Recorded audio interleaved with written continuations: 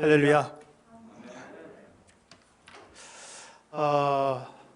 화정충현교회는 제가 2014년에 우리 임 목사님 위임하실 때에 제가 한번 왔었고요.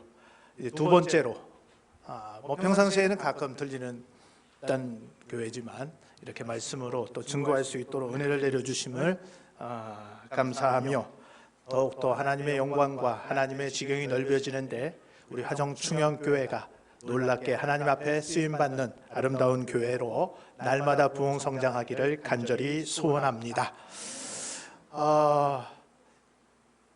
첫 번째 강사가 참 첫 스타트를 어떻게 끊느냐에 따라서 계속되어지는 집회가 또 은혜로운 집회로 또 이어질 줄 믿습니다. 그러나 참 거룩한 부담감을 안고 왜 하필이면 첫 번째 저를 부르셨습니까? 라는 질문을 우리 임 목사님에게 조금 전에 질문을 했었습니다.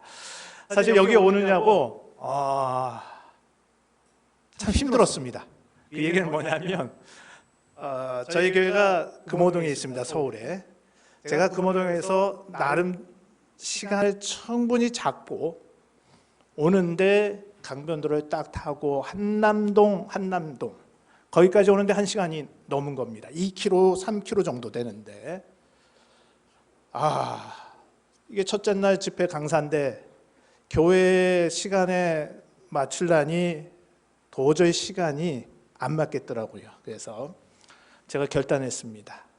차를 주차장에다가 내려놓고 한남역에서부터 경의선을 딱 타고 대곡에서 내려서 화정까지 3호선 라인을 해서 이곳에 도착했더니 시간에 충분히 여유가 있어서 우리 목사님하고 또 저녁에 식탁에 교제를 나누고 또 이렇게 강단에 섰습니다.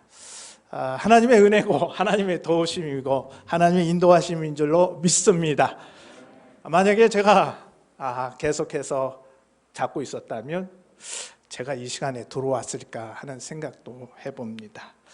정말 생각지 아니했던 115년 만에 정말 장대비가 내려서 서울뿐만 아니라 저희 동기 목사님이 양평에 있는데 그 교회가 다리가 있는데 그 다리까지 다 무너지는 그러한 상황에 이르렀지만 오늘도 변함없이 화정충현교회 모든 성도들은 오늘도 말씀의 집회를 사모하는 마음으로 참으로 담대하게 이 자리에 나오신 것 하나님께서 놀라우신 은혜와 복을 주시고 저와 여러분의 모든 기도와 간구에 가장 좋은 것으로 응답하여 주실 줄 믿습니다. 하나님은 참 좋으신 분입니다. 우리를 너무나도 사랑하고 계시는 분이십니다. 전능하고 신실한 분이십니다. 오늘도 믿음으로 하나님 앞에 나아가는 여러분이 되시기를 원합니다. 혹시라도 삶의 현장에서 상처와 상한 마음을 가지고 오셨다면 오늘 이 시간을 통하여 말씀을 듣다가 위로와 치유함을 받으시기를 원하고 질병과 싸우는 중이시라면 여호와 라파의 치료에 하나님을 만나서 그 모든 부분들이 치료되고 회복되는 시간이 되기를 원합니다. 혹 삶에 힘들고 지쳐서 이 자리에 나오셨다면 독수리가 날개치며 올라가는 새 힘을 얻기를 간절히 소원합니다. 무엇보다도 나름대로 계획하고 기도하는 중에 계신 분이 있다면 응답받는 은혜가 임하기를 원합니다. 우리의 모든 삶이 해결되고 성령이 충만하여 기쁨과 감사와 웃음이 넘쳐나는 유쾌한 믿음의 여정을 걸어가시는 거룩하고 축복된 여러분들이 되기를 다시 한번 주님의 이름으로 간절히 축원합니다. 우리는 지난 2년 반이라는 시간이 넘도록 이 코로나19의 사태를 겪으면서 나름대로 이 면역력의 소중함을 절실히 깨닫고 있습니다. 신체적으로 면역력이 높은 사람은 전염병에 감염될 확률이 낮다고 하지요. 상대적으로 이 면역력이 떨어지면 아무래도 이 바이러스에 감염될 확률이 높은 게 사실입니다. 기저질환을 앓는 분들은 많은 사람들이 모이는 곳을 피하도록 권면하는 이유도 이 면역력이 낮아서 이 감염될 확률이 더 높기 때문이라 이렇게 이야기들을 합니다. 신체적으로 면역력이 필요한 것이 아니고 우리 신앙적으로도 면역력은 필요합니다. 신앙생활을 하는 중에 혹자는 시험에 들었다, 혹자는 상처를 받았다, 혹은 기분이 나쁘다, 무엇 때문에 내가 좀 섭섭하다, 이 말을 유난히 자주 표현하는 분들이 있는데 이러한 분들은 영적으로 연약하고 신앙적인 면역력이 약해서 그런 것입니다. 신앙적인 면역력이 강한 사람은 섭섭한 말을 듣거나 혹 상처가 되는 말을 듣더라도 마음에 담아두거나 시험에 들지 아니하고 믿음으로 그 모든 부분들을 잘 소화해 나아간다, 이 말씀이지요. 우리가 평생을 살아가는 길은 건강하게 살아가는 것, 그것 행복한 일입니다. 이와 마찬가지로 평생에 시험에 들지 않고 바른 신앙생활을 영유하는 것, 우리에게 참된 행복인 줄로 믿으시기 바랍니다. 육체적으로 건강하고 영적으로 건강한 삶을 살도록 우리는 날마다 힘써야 합니다. 신앙적 면역력을 우리가 강화하기 위해서는 어떤 노력이 필요하게 될 것입니까? 먼저는 은혜를 사모해야 합니다. 여러분이 잘 알고 있는 고린도전서 15장 10절의 말씀을 한번 보실까요? 우리 함께 읽겠습니다. 그러나 내가 나에 된 것은 하나님의 은혜로 된 것이니 내가 주신 그의 은혜가 헛되지 아니하여 내가 모든 사도보다 더 많이 수고하였으나 내가 한 것이 아니요 오직 나와 함께 하신 하나님의 은혜로라. 우리가 너무나도 잘 알고 있는 말씀입니다. 우리는 날마다 은혜를 사모하는 우리들이 되어야 할 줄로 믿습니다. 두 번째로는 말씀으로 우리를 무장해야 한다는 것이죠. 화정충현교회는 연회마다 수요일 어떤 면에선 특별 집회를 갖는다. 이건 참 독특한, 좀 나름대로 앞서가는 교회가 진행되는 부분입니다. 제가 교회 광고를 했습니다. 아니 목사님, 그 주일 오후도 아니고 금요일도 아니고 수요일에 말씀 집회가 있습니까? 라는 질문을 하더라고요. 수요일 집회에 말씀 집회하는 교회는 한국교회 별로 없습니다. 어디 교회만 있느냐? 화정충현교회만 있더라는 겁니다. 할렐루야. 왜요? 우리는 말씀으로 날마다 무장해야 된다는 겁니다. 계시록 12장 11절의 말씀을 또 우리 함께 읽겠습니다. 또 우리 형제들이 어린 양의 피와 자기들의 증언하는 말씀으로써 그를 이겼으니 그들은 죽기까지 자기들의 생명을 아끼지 아니하였도다. 아멘. 또한 우리는 신앙적으로 면역력을 강화하기 위해서는 기도를 강화해야 한다는 겁니다. 베드로전서 4장 7절의 말씀을 함께 봅니다. 만물이 마지막에 가까웠으니 그러므로 너희는 정신을 차리고 근신하여 기도하라. 모든 면역력을 강화하셔서 건강한 신앙생활을 하는 여러분이 되시기를 주님의 이름으로 부탁을 드립니다. 우리가 살아가다 보면 내 의지와는 상관없이 고난을 당할 때가 있습니다. 나하고는 전혀 관계가 없습니다. 하지만 어쩔 수 없이 고난의 한가운데 처해 있는 경우들이 종종 있다는 겁니다. 예를 들면 이렇지요. 아버지가 사업을 하시다가 그 사업이 잘 안 됐습니다. 그래서 자식들은 자신의 의지와는 전혀 상관없이 이 가난의 고난의 위기를 함께 겪는 경우가 있습니다. 이러한 상황들이 우리가 살다 보면 한두 가지가 아닐 것입니다. 종류도 많고 이유도 많고 상황과 환경이 많고 여러 가지 살아가는 우리의 인생사가 아니겠습니까? 오늘 본문은 예수님의 일행이 여리고에 이르렀을 때에 일어난 일입니다. 여리고는 예루살렘 동남쪽에 있는 작은 도시로서 종려의 성읍이라고 불리는 아주 아름다운 도시입니다. 이 여리고성은 다른 지역에 비해 비교적 풍요로운 지역이었다는 겁니다. 일자리도 많았습니다. 먹을 것이 모자라지도 않았습니다. 그런데 이 아름다운 도시에 이 여리고에 그 아름다움도 풍요로움도 누릴 수 없는 한 불행한 사람이 살고 있었다라는 겁니다. 바로 바디메오라 하는 소경이 오늘 본문에서 등장을 합니다. 그는 거지였습니다. 그는 사람들이 그에게 주어지는 주변의 동정으로 먹고 살아야 했습니다. 이 소경은 언제부터인지 이런 삶에 익숙해져 있었습니다. 그러던 어느 날 이 소경이 난동을 부리며 소리를 지르기를 시작합니다. 이 소경이 소리를 지르는 내용이 무엇이냐 하면 나를 불쌍히 여겨달라 하는 것이었습니다. 47절과 48절에 두 번이나 계속해서 나를 불쌍히 여겨주세요, 나를 불쌍히 여겨주소서라고 소리를 지르고 있습니다. 다시 한번 오늘 보면 47절로 48절의 말씀을 보시죠. 함께 읽겠습니다. 소리질러 이르되 다윗의 자손 예수여 나를 불쌍히 여기소서 하거늘 그가 더욱 크게 소리질러 이르되 다윗의 자손이여 나를 불쌍히 여기소서 하는지라. 이 소경은 이미 불쌍한 사람입니다. 누가 보아도 불쌍한 존재입니다. 왜요? 앞을 보지 못하는 소경이었고 거지였고 자기의 힘으로는 할 수 있는 것도 자기 힘으로는 아무것도 할 수 없는 존재였기 때문입니다. 누군가 도와주지 아니하면 누군가의 도움이 없이는 조금도 살아갈 수 없는 정말로 불쌍한 신세였습니다. 그런데 오늘 성경에 보면 그는 두 번씩이나 나를 불쌍히 여겨달라고 소리를 지르고 있습니다. 이미 불쌍한 존재인데 얼마나 더 불쌍히 여겨달라는 것입니까? 더 불쌍히 여겨달라고, 더 불쌍히 여겨달라고 소리를 빡빡 지르고 있는 겁니다. 그런데 도대체 이 소경이 자신을 불쌍히 여겨달라고 소리를 지른 이유가 무엇인가? 돈을 더 달라는 것입니까?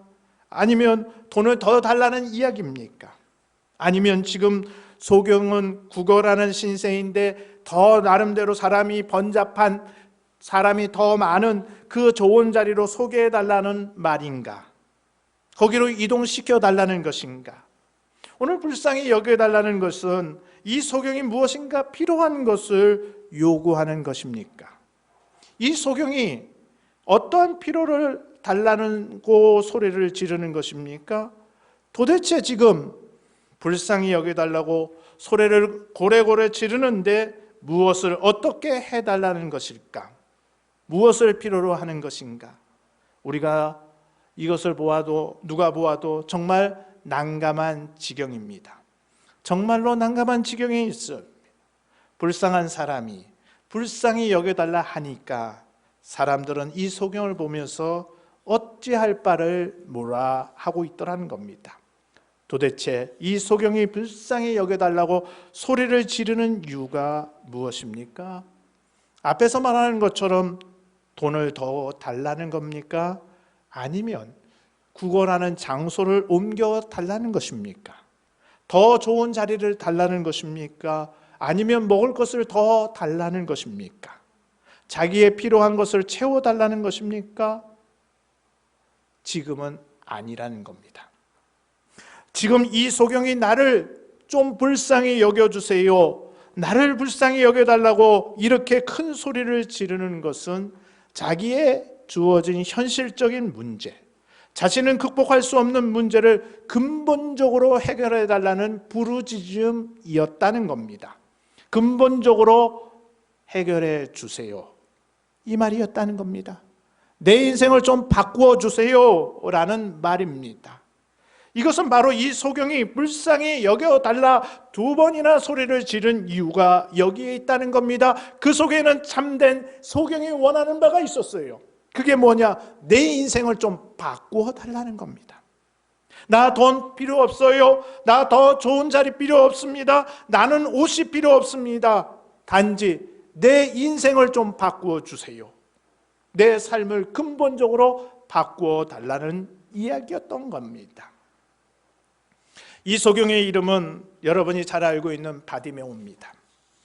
이 사람은 지금까지 살아가면서 인생을 바꿀 만한 불쌍히 여김을 받은 적이 없습니다. 단 한 번도. 그는 태어나면서부터 소경이었습니다. 태어나면서부터 불쌍한 존재였습니다. 성경에 보면 디메오의 아들 바디메오라 했습니다. 이 말은 무슨 뜻입니까? 이 바디메오의 불쌍한 신세가 아버지로부터 대물림 받았다는 뜻입니다. 불쌍히 여김을 받지 못한 것이 아버지에게서부터 아들로 대물림을 받았다. 쉽게 말하면 이 바디메오의 집안 자체가 불쌍한 가문이었다는 겁니다. 타고난 불쌍히 여김을 받아야 할 신세였다 이 말씀입니다. 또 하나는 그의 주변에는 그를 불쌍히 여기는 자가 없었다는 얘기입니다. 그가 인생을 바꾸기 위하여 몸부림을 쳤습니다. 나를 좀 불쌍히 여겨주세요 라고 했는데 한결같이 그 주변에 있는 사람들은 뭐라고 얘기하고 있습니까? 오히려 더 복도와주며 이 사람 정말 불쌍한 사람이에요 라고 말하지는 않았습니다. 48절의 말씀을 보시면 잠잠하라 그를 향하여 소리를 지르고 있더라는 겁니다. 그를 억압하고 그의 길을 꺾고 그가 몸부림칠 수 있도록 좀 복도가 좋아야 되는데 오히려 그를 짓밟고 있더라는 겁니다. 한마디로 그를 불쌍히 여긴 자는 그 주변엔 단 한 사람도 없었다 이 말씀입니다. 소리를 질러도 그냥 지른 것이 아니라 마치 물에 빠진 사람이 지르되 외마디 비명과 같은 것입니다. 성경은 더욱 크게 소리 질렀다 이렇게 표현하고 있습니다. 그는 한 번 소리 지른 것으로 끝나지를 않았던 겁니다. 주변 사람들이 좀 조용히 하라고 잠잠히 하라고 말했지만 그래서 그는 멈추지 않았습니다. 더욱 크게 소리를 질렀습니다. 그에게는 눈치도 없는 것 같았습니다. 그는 창피도 모르는 것 같습니다. 그러나 그는 다른 사람들의 눈치를 볼 정도로 한가하지 않았습니다. 왜 그랬을까요? 예수님만이 그에게 유일한 해답이 되었기 때문이었습니다. 예수님이 아니면 다시금 나는 이러한 절호의 기회를 이 기회를 통해서 눈을 뜰 수가 있는 기회가 없기 때문에 정말 간절한 마음으로 주님이 지나가신다 이 말을 들을 때에 그는 다윗의 자손이요 나를 불쌍히 여겨달라고 고래고래 소리를 지르던 것이지요. 그의 소리 지르는 대상은 누구였습니까? 오늘 47절의 말씀을 함께 보시죠. 나사렛 예수시라는 말을 듣고 소리질러 이르되 다윗의 자손 예수여 나를 불쌍히 여기소서 하거늘. 지금 바디메오 주변에는 사람들이 아무도 없는데 도대체 이 바디메오가 누구를 향하여 불쌍히 여겨달라고 소리를 치는 것입니까? 바로 예수님이었다는 겁니다. 그런데 여기서 의문점이 생깁니다.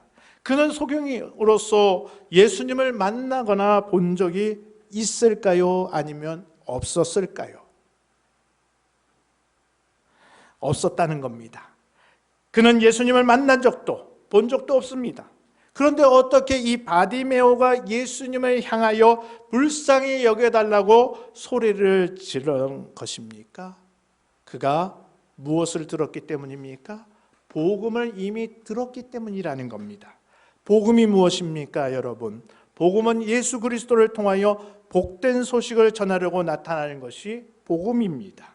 그래서 바디메오는 예수님께서 지나가신다 이 말을 듣고 그 예수님께서 인생을 바꾸어 달라고 내 인생을 좀 바꾸어 달라고 소리를 친 것이죠. 잠언 8장 17절의 말씀을 보시면 이러한 말씀으로 기록되어 있습니다. 함께 읽겠습니다.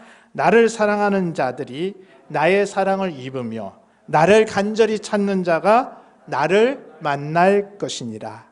나를 간절히 찾는 자가 누구를 만난다고요? 나를 만난다 이 말씀입니다. 그렇게 간절히 찾았고 주님을 향하여 부르짖었을 때에 그 결과가 어떻게 됩니까?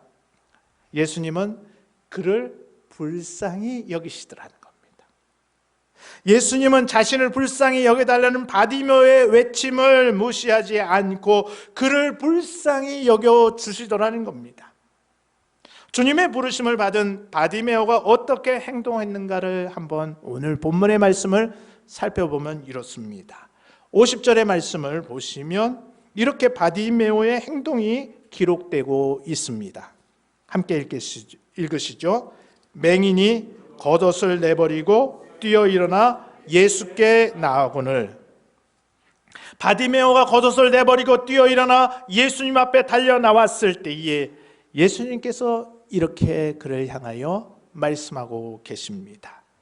51절 상반절에 보면 예수께서 말씀하여 이르시되 내가 무엇을 하여 주기를 원하느냐. 오늘 주님께서 바디메오가 가진 삶의 절박한 문제가 무엇인지 묻지 않아도 아실 만큼 바디메오의 문제는 선명한 것이었습니다. 바디메오는 눈이 전혀 보이지 않는 부분이 있습니다. 주님께서 그 행동을 통하여 보니 환히 아실 텐데도 이렇게 그에게 내가 내게 무엇을 하여 주기를 원하느냐 이렇게 물으셨다라는 겁니다.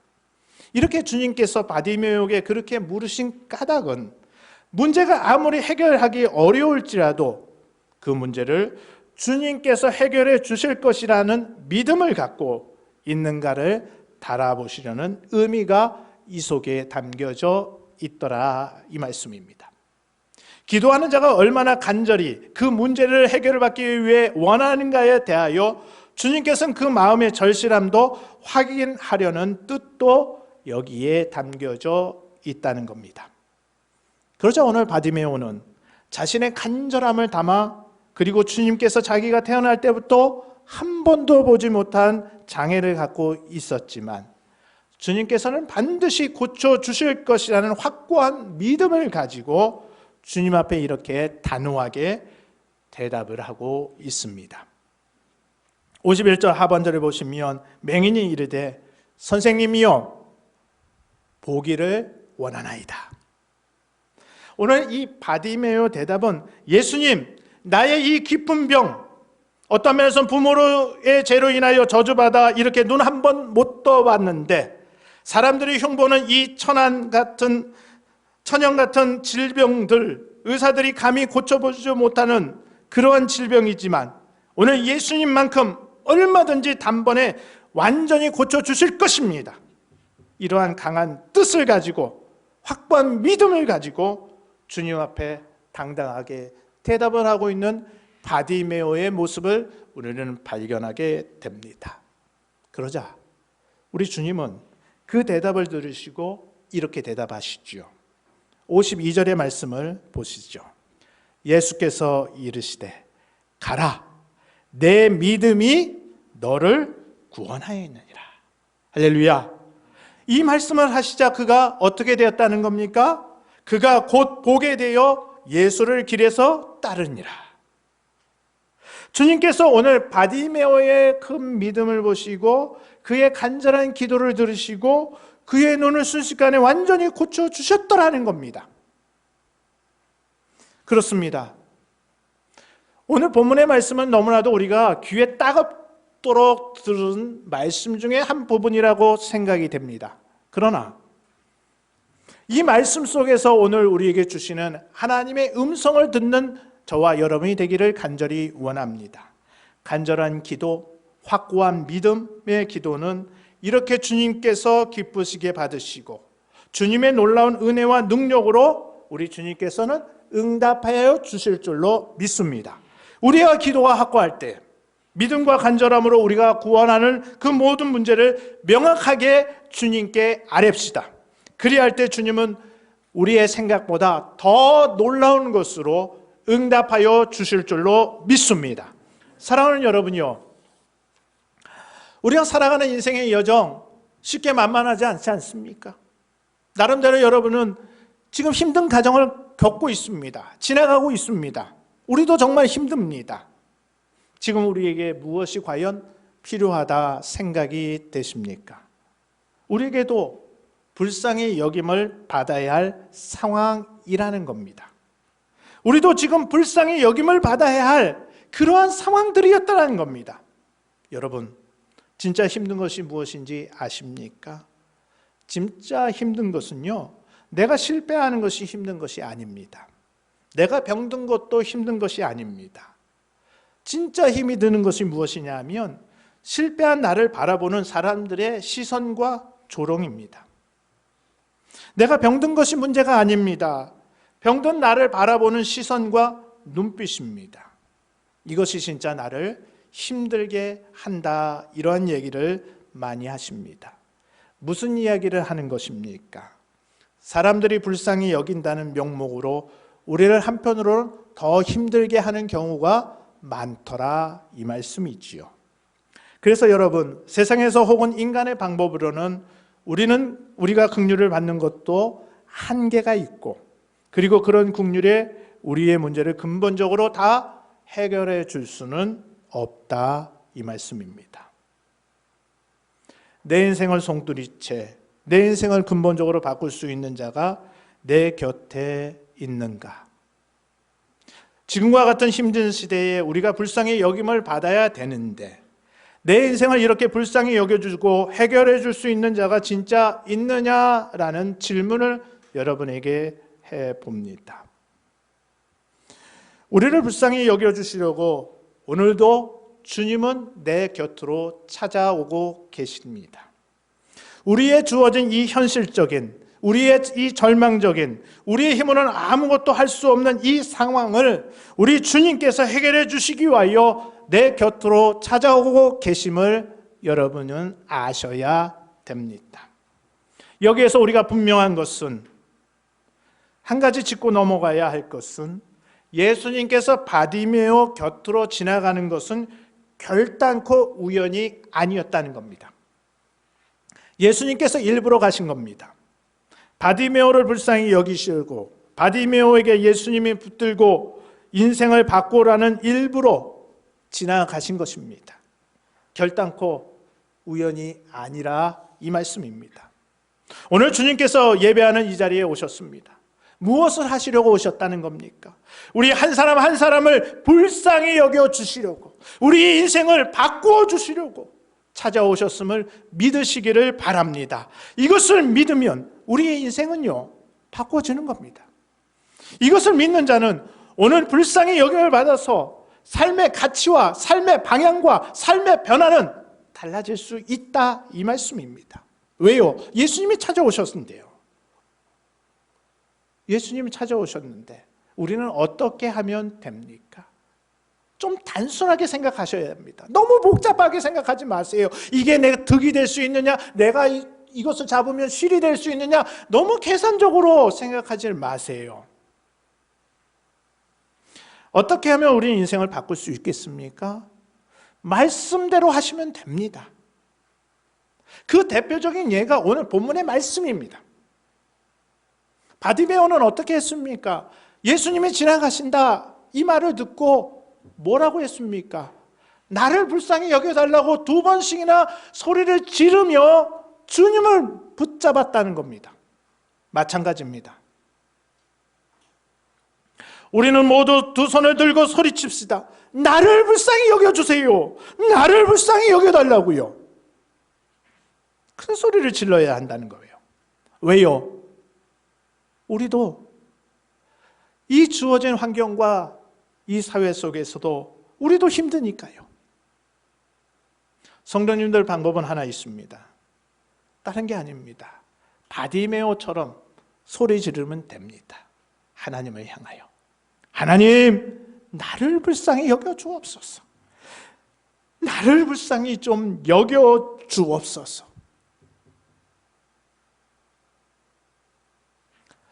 성경은 이렇게 설명합니다. 에레미야 29장 12절로 13절의 말씀을 한번 보실까요? 함께 읽겠습니다. 너희가 내게 부르짖으며 내게 와서 기도하면 내가 너희들의 기도를 들을 것이요 너희가 온 마음으로 나를 구하며 나를 찾을 것이요 나를 만나리라. 할렐루야. 할렐루야.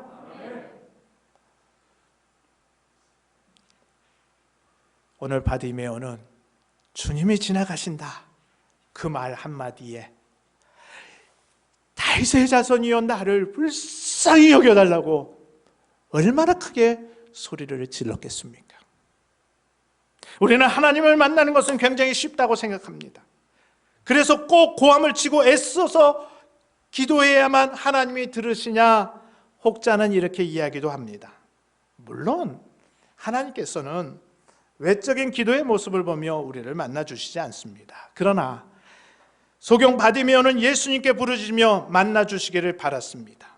그것은 그만큼 간절한 표현으로 나타난 것입니다.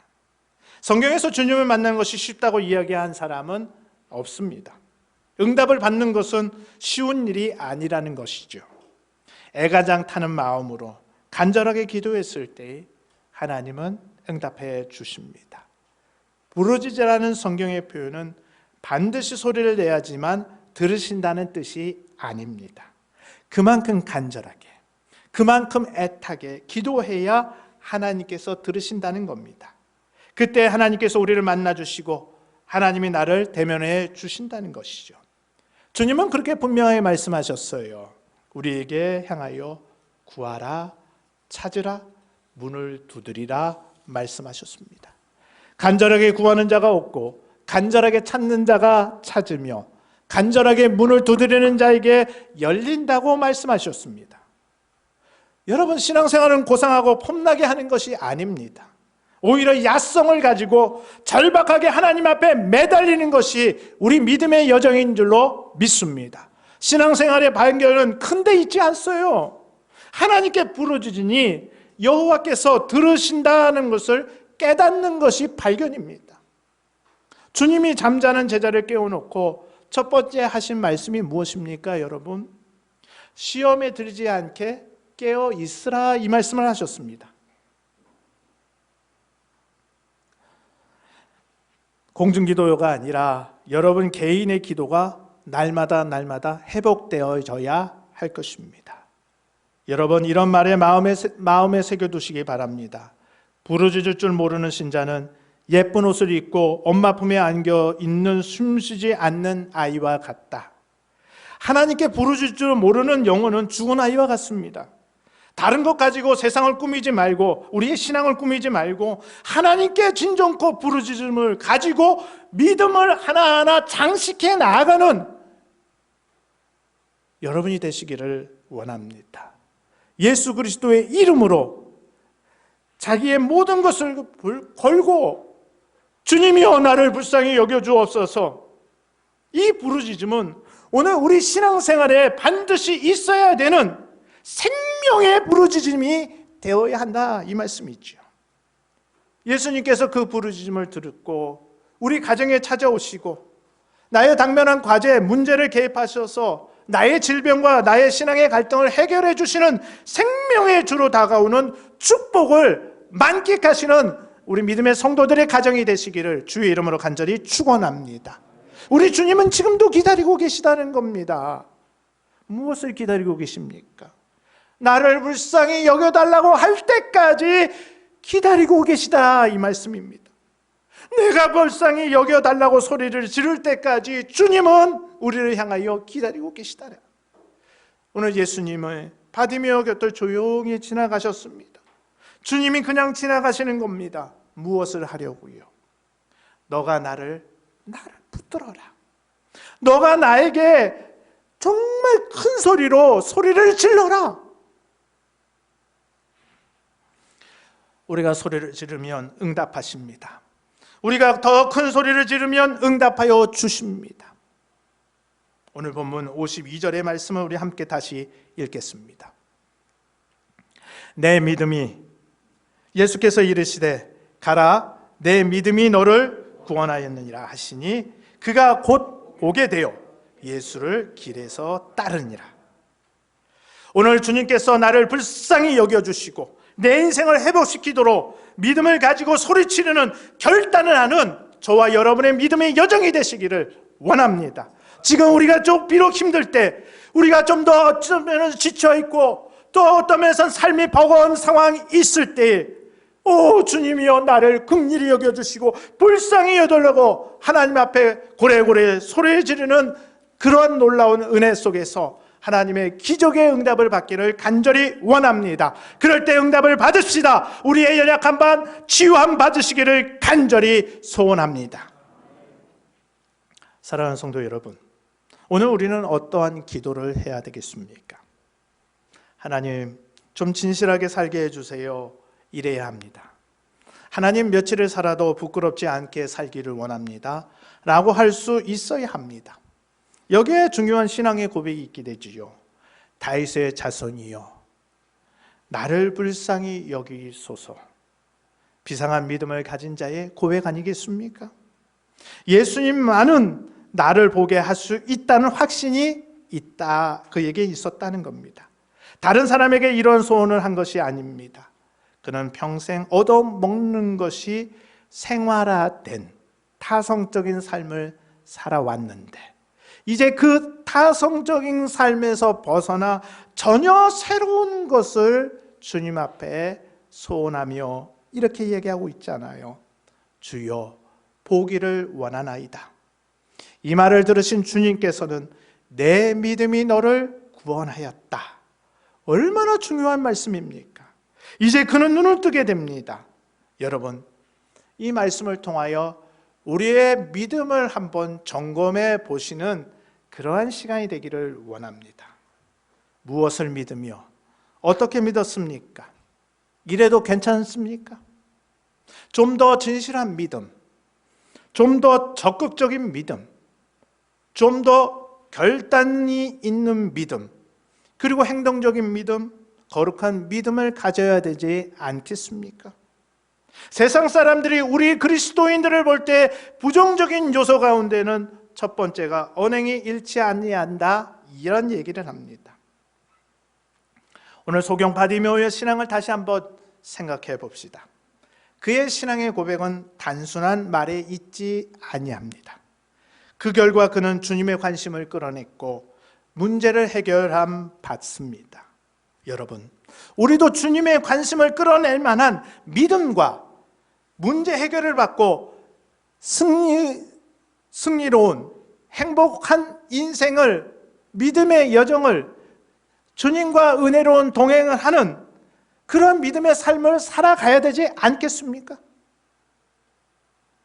사랑하는 여러분요, 그래서 오늘도 우리는 이 시간에 말씀을 통하여 주의 음성을 듣기 위하여 정말 하루의 일과를 바쁘게 다 마치시고 각양격처에서 주님의 전으로 오신 것 아니겠습니까? 오늘도 주님께서 말씀하시는 주의 음성을 듣고 돌아가는 저와 여러분이 되기를 원합니다.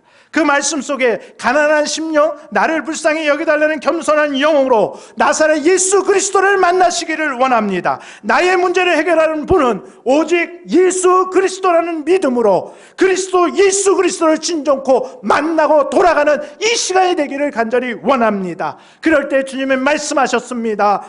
너의 믿음이 너를 구원하였느니라. 너의 믿음이 너를 구원하였느니라. 이런 주의 음성을 듣는 저와 여러분이 되기를 간절히 소원합니다. 오늘 소경 바디메오는 단순히 그에게만 국한된 그 믿음의 소유자가 아니었습니다. 오늘 이 시대에도 저와 여러분들을 들어 주님은 우리를 향하여 찾아오십니다. 찾아오시는 주님을 향하여 우리도 바디메오처럼 단순하게 부르짖기를 원합니다. 뭐라고요? 나를 불쌍히 여겨달라고요. 내 인생을 좀 바꿔달라고요. 나의 지치고 정말 마음이 답답한 이 심령을 어루만져 달라고요.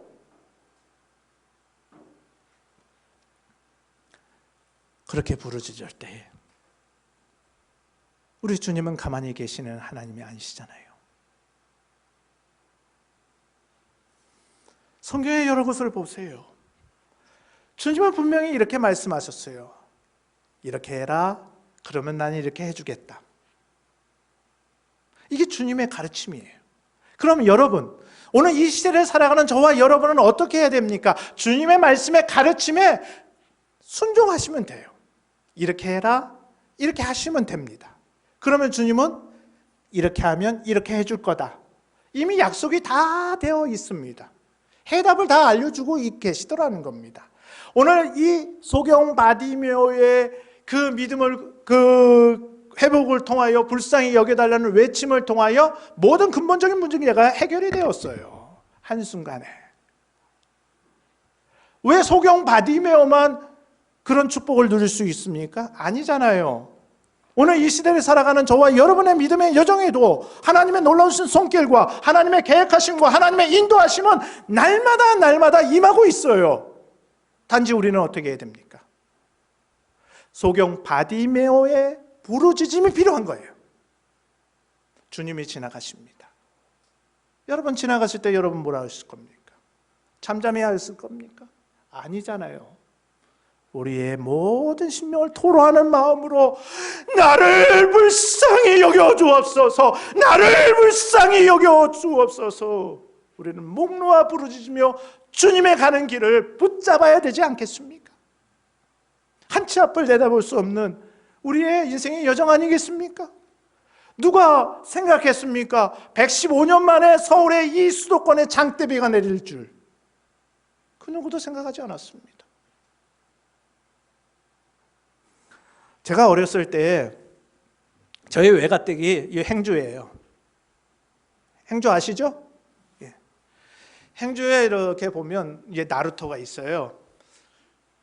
외가댁가 제가 자주 방문을 했으니까 거기에 가면 물난리가 나면 그 뚝방에서 쭉 봐요. 그럼 옛날엔 뭐가 또 내려갑니까? 그냥 지붕 위에 소나 돼지나 그런 것들이 둥둥둥둥 떠내려갔어요. 이게 홍수라는 개념이었어요, 옛날에는. 지금은 홍수라는 개념이 어때요? 옛날처럼 시골에만 있다고 생각했지만 요즘은 아니에요. 세상에 누가 이렇게 생각했습니까? 그러나 모든 것이 다 변하고 모든 주위가 변한다 할지라도 말씀의 진리는 변하고 있지 않습니다. 너무 복잡하게 생각하지 맙시다. 오늘도 이 자리에 우리는 나와서 하나님 앞에 말씀을 들었습니다. 말씀대로 행하여 말씀대로 축복받는 우리 하정충영교회 성도들이 되시기를 원합니다. 다른 게 필요 없습니다.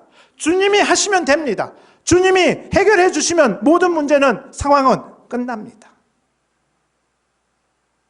그 일에 우리는 너무 복잡하게 생각하지 마시고 말씀대로 행할 때, 말씀대로 행동할 때, 말씀대로 결단하실 때 주님은 그 부분에 있어서 어루만져 주시고 싸매어 주시고 또 하나님의 놀라우신 은혜와 축복은 우리 생각하지 못하는 부분들까지도 아주 세밀하게 채워주시는 은혜가 있을 줄로 믿습니다. 말씀을 정리합니다. 여러분, 다른 게 아닙니다. 말씀대로 부르짖읍시다. 말씀대로 부르짖읍시다.